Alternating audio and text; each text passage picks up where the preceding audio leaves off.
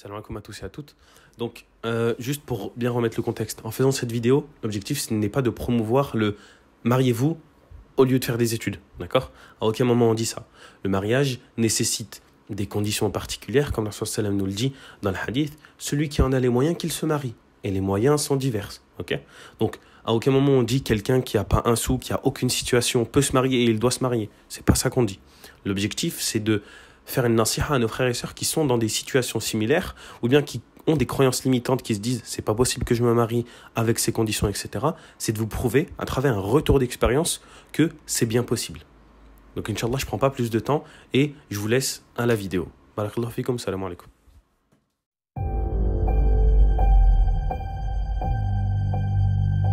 Je suis choqué. Le salaire d'alternant que tu reçois, Ouais. c'est ton loyer.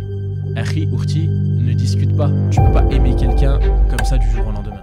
On a tous connu cette petite expérience où on n'avait pas un rond, on était avec 2-3 de nos potes à se cotiser pour savoir le nombre de centimes qu'on avait et de partir s'acheter une boisson après avoir fait un foot et on est les plus heureux du monde.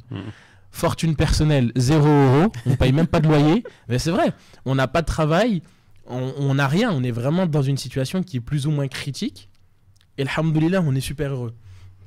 Et donc ouais, mercredi, on avait un frère qui nous a facilité, qu'Allah le récompense. Et s'il voit cette vidéo, barakallahu fih, vraiment, qui nous appelle et qui nous dit franchement, j'ai vraiment tout donné et tout. Et du coup, vous avez l'appart, tu vois.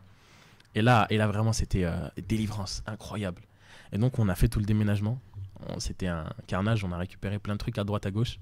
Et alhamdoulilah, ça s'est fait, ça s'est fait comme ça. Je m'en souviens, j'étais là pour le déménagement. Ouais. Mashallah. Et juste, je pourrais te rappeler, t'étais alternant. Ouais.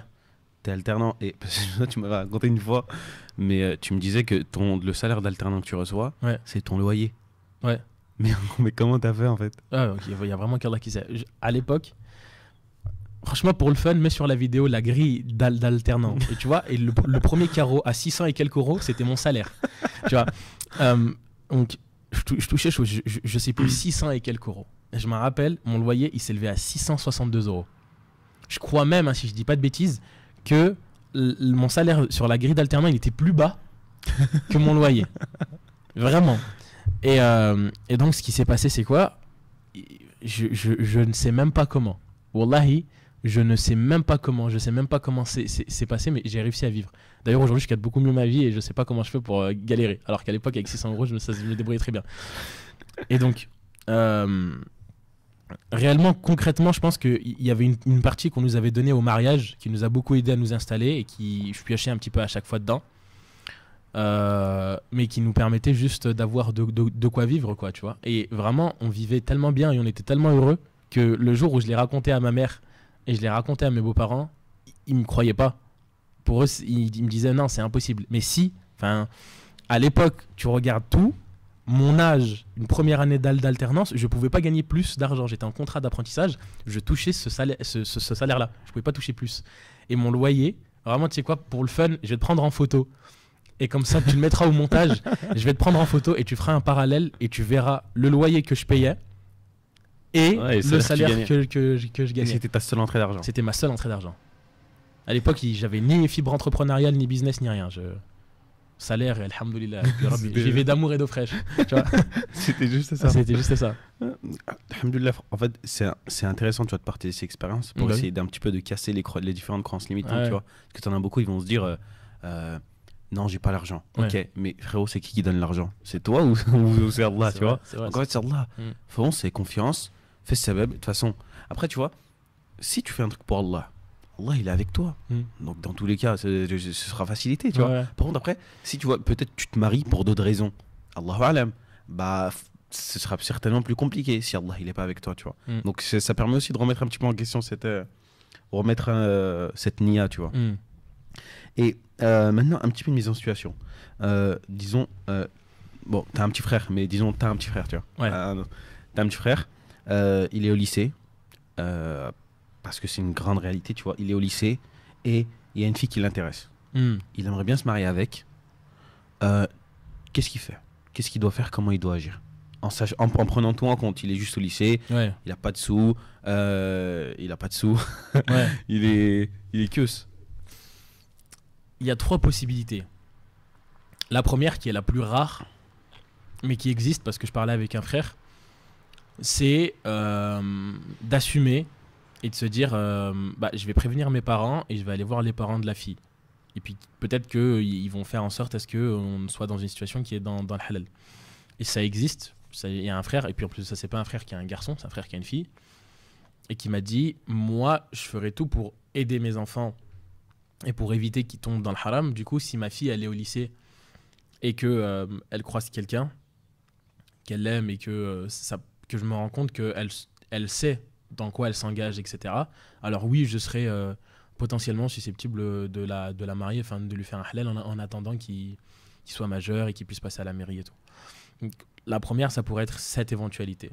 Après, là, c'est que mon expérience personnelle, mais je trouve qu'au lycée, aujourd'hui, on est dans des générations qui sont plus ou moins pas très matures et pas conscientes de certains choix. Et en fait, on est jeune et vraiment, comme j'ai dit tout à l'heure, mais c'est vraiment l'expression, c'est jeune et con.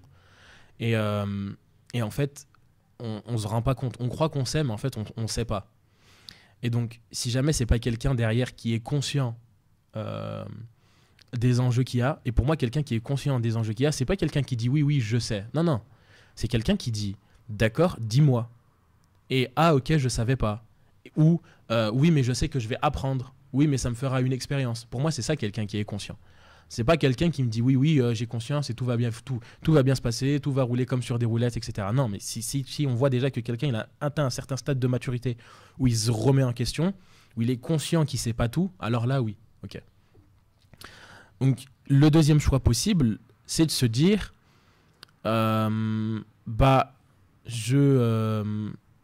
c'est pas plus ou moins le mariage, mais c'est plus se dire, à mon sens, c'est le plus risqué et c'est le plus dangereux. Mais c'est un côté aussi, c'est de se dire, elle m'aime, je l'aime. Après, à savoir aussi, et ce que je tiens à dire, c'est que tu peux pas aimer quelqu'un comme ça du jour au lendemain. Tu vois, c'est pratiquement impossible. En tout cas, pas au lycée. Au collège, ça peut arriver, les amourettes hormonales où tu regardes quelqu'un et t'es en mode coup de foudre. Au lycée, il faut avoir discuté et tout. Et donc, Akhi, Urti, ne discute pas. Comme ça, tu tomberas pas amoureux. mais c'est vraiment ça, tu vois. Et donc, essayer de limiter ces échanges et ces discussions pour en avoir le moins possible et pour éviter de se retrouver dans ce genre de situation. Mais ce qui peut se passer, c'est que le frère, il aille affirmer sa masculinité comme un homme, et donc il va voir le père en lui disant, écoute, Ami, je suis au lycée, nanana, mais ta fille, elle me plaît.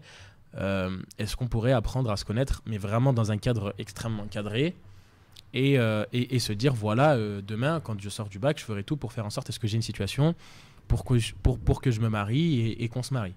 Mais à mon sens, c'est la situation la plus risquée, parce que le lycée, c'est 3 ans. Si c'est en terminale, à la rigueur, ça va, mais si c'est en seconde, ça commence à devenir compliqué. Et la dernière, c'est celle que je dis à si j'avais un petit frère qui serait au lycée, c'est mets de côté. Mets de côté. Déjà, t'es tombé amoureux, ça veut dire qu'obligatoirement, tu discutes ou tu discutais avec elle. Donc, arrête de discuter. Si après ça, t'es encore amoureux, mets de côté et tu retourneras, ou tu retourneras une fois que tu auras terminé ton bac et que tu seras plus grand. Et tu as des solutions comme l'alternance, etc. Tu peux trouver des alternatives qui peuvent te permettre et te faciliter pour avoir une situation et te marier. À savoir que ce que j'entends par situation, c'est pas 3 yachts, 2 jets privés, cadre supérieur dans une entreprise, mais avoir de quoi subvenir à tes besoins. Et je fais une parenthèse vraiment brève.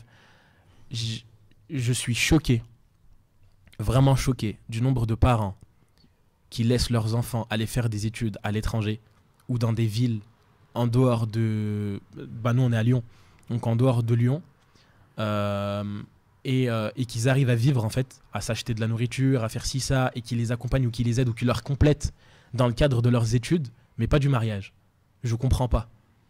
Je ne comprends... Vraiment, c'est une interrogation, et j'aimerais bien un jour faire un débat ou discuter avec un parent qui fait ça pour comprendre pourquoi est-ce que il laisse son fils avec une bourse, il lui complète en lui donnant de l'argent et un peu plus, dans le cadre de ses études, mais pas dans le cadre du mariage. Ouais, dans le mariage, ça... Ouais, t'es grand, tu dois te débrouiller tout seul. Ah ouais.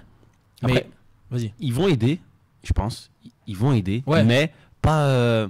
Ils vont pas ouvertement. Voilà. Vas-y, fais, je t'aide. Ouais. Vas-y, fais, je t'aide. Exactement. Non, c'est au fur et à mesure du temps. Non, c'est Ah, ça. il y a une dépense, il y a un canapé, il y a un lit. Tiens, vas-y, je te le paye. Ouais. Tiens, il y a ça, ouais, tiens, je te paye. Mais je pense que ça revient un petit peu à cette peur, tu vois, que tu as décrit au début. C'est que le parent, il se dit, ok, il va aller faire ses études. C'est juste ses études, tu vois. Ouais. Et aussi, il y a un truc, bon, ça, Inch'Allah, on aimerait bien ramener le frère, tu vois, avec lequel qu'on a en commun, Asdin, tu vois. Ouais. Et le parent, il va aussi beaucoup avoir tendance à remettre ses peurs, en fait. Ouais. Remettre ses peurs, remettre ses pensées, remettre tout ça sur son enfant. Et bah, comme tu disais, ouais, il a vécu un petit peu, c'était hard. Peut-être même que dans son couple, à lui, au père, à la mère, ça va pas bien. Du coup, il remet ça un petit peu sur son enfant et se dit non, si il ou elle se marie, ça va être aussi compliqué. Ça va être hard, ça va pas être facile pour lui, tu vois. Ouais, c'est vrai. Et c'est vrai que cette incompréhension, tu vois, je le savais pas, tu vois. Enfin, je me l'étais jamais mis en tête. Ouais. Mais c'est vrai que quand tu le dis, moi, si je me permets une petite anecdote, moi, je sais que quand j'ai décidé de me marier, moi j'ai eu l'armée en face de moi. Ouais. moi j'ai eu la famille avec un FAMAS, frérot. Ouais. Tu vois, mais tu vois, je vais le faire. Ouais. Je vais le faire, mais c'est pas contre vous. C'est pas pour vous non plus. C'est moi pour me préserver, tu vois, comme tu disais. Parce que cette question de la préservation, malheureusement, elle est très